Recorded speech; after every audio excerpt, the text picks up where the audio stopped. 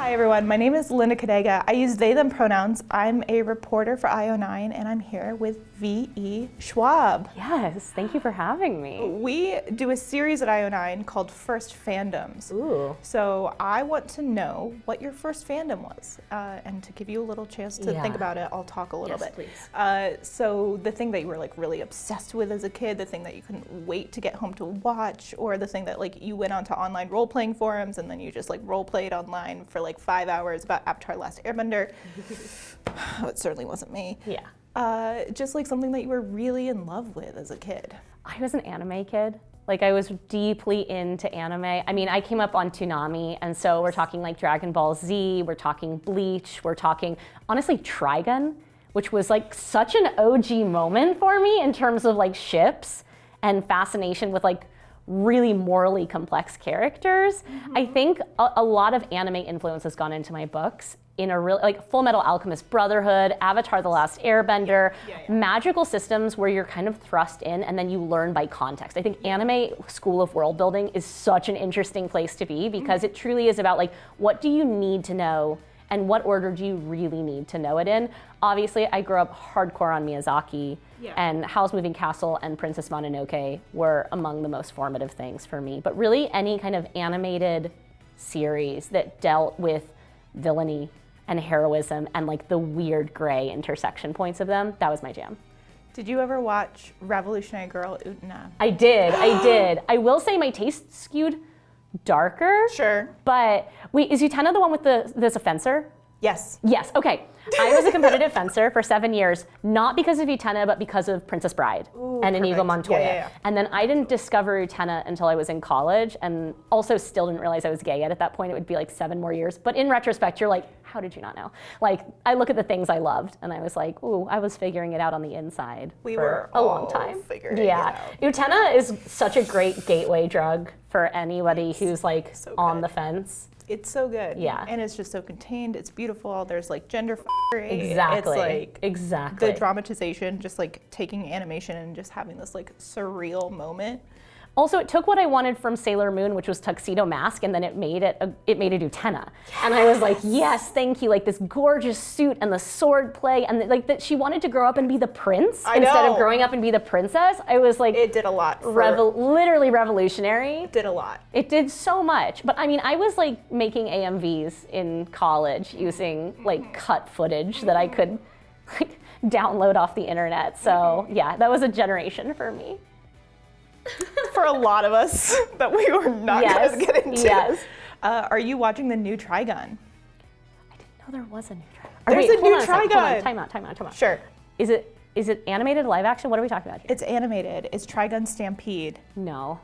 Okay. Well, I mean, that's sorry, I gotta go. Like I just like you gotta go. Okay. You gotta go watch Trigun. I don't know. I'm so precious about my original things. Will I love it? Sure. Yes. Okay. You will. It's so good. It's really wonderful. It's totally different animation style. Yeah. But it's gorgeous. Oh, God, and the Vashwood shippers are gonna be very happy. I can't wait. Though I do feel like that. I should point out, I am like an OG. Like probably first one was Cowboy Bebop. Yeah. So like that anime style. I mean, vicious. Yeah, obviously, I get it. Like a lot of soft spot there for toxic male friendships. Listen, if we can't have this, what can we have? Exactly. So here's another quick question for you. Okay. What are some books that you would recommend for people to read to get into contemporary fantasy? So I'm a fan of fantasy that sits with reality. So you've got like the Tolkien style of fantasy where the only way you're ever gonna engage with it is through the pages of the book. You can't go there. Yeah. I like fantasy that has been layered like a veil on top of our world. It's the reason that like Neil Gaiman was instrumental to me growing up, realizing that magic could exist in proximity to reality and conversation with reality.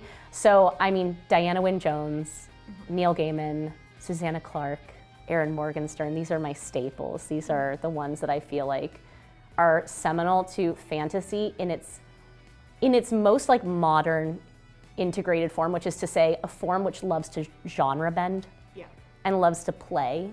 I think there's a lot of playful fantasy happening right now that is, so like my current favorite thing is like Margaret Owens, who wrote Little Thieves, which is to me one of the most beautiful books I've read in years, and I feel just deeply emotionally close to it. I feel like it does fantasy right. Yeah, I mean, Piranesi. Oh yeah. Oh my God. Perfect. Just like.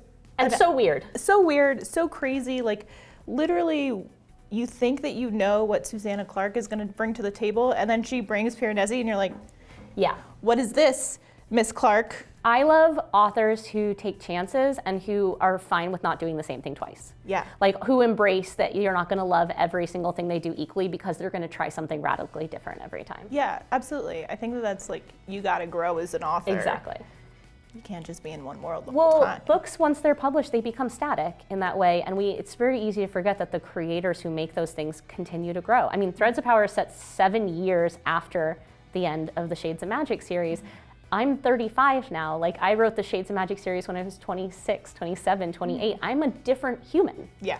Like, I'm a different manifestation of myself at this point, and my work is going to reflect that. So it becomes a challenge of how does the work grow in ways that doesn't leave the reader behind, but allows for the author to continue to evolve. Yeah, I kind of want to talk about like the fact that a lot of your books have to deal, like the main characters have to deal with like hidden powers. Yeah. And like trying to unearth those parts of themselves. Yeah. Well, Yeah. I think in some ways it's very literal, and in some ways it's like dealing with queerness and dealing with otherness and feeling like some part of you doesn't belong. And I think we often, when we're young, look to external sources to figure out why we don't belong. And often, like as someone who was in the closet for a very long time, you realize that it's an internal calibration, that you need to become honest with yourself in some way, that you're looking outward when you should be looking inward. And I think power is just one manifestation of that. Embracing your power means embracing authenticity and embracing truth and growing in ways that are probably frightening. I mean, power itself can be a frightening thing. It can be something which brings out the worst in us or the best in us. And so I think in a lot of ways, my characters are outsiders.